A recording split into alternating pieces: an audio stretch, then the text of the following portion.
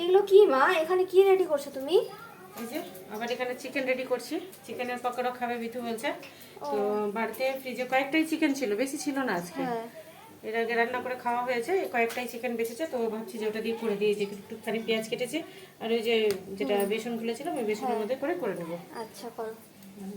এখানে শুকনো কিছুটা সব রেখেছি, বেসন মাখিয়ে চালের আটা টাটা দিয়ে এখানে সব নিয়ে নেবো।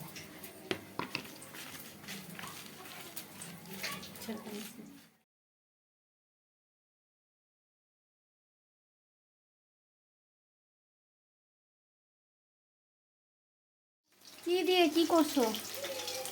সহজভাবেই করছি, আজকে খুব স্পেশালভাবে করছি না। বাড়িতে যা ছিল সামনে হাতের কাছে তাই দিয়ে ঋতুর মন রক্ষা করার জন্য এটা চিকেন পকোড়াটা বানিয়ে। ভালো হয়েছে?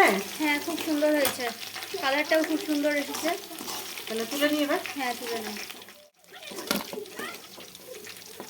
খুব সহজেই বানিয়ে নিলাম, সামান্য কিছু উপকরণ দিয়ে, বেশি কিছু দিইনি, একদম বাড়িতে যা থাকে ঘরোয়া তাই দিয়েই বানিয়ে নিলাম। খাওয়ার পর বিটু রিভিউ দিবে যে কেমন হয়েছে।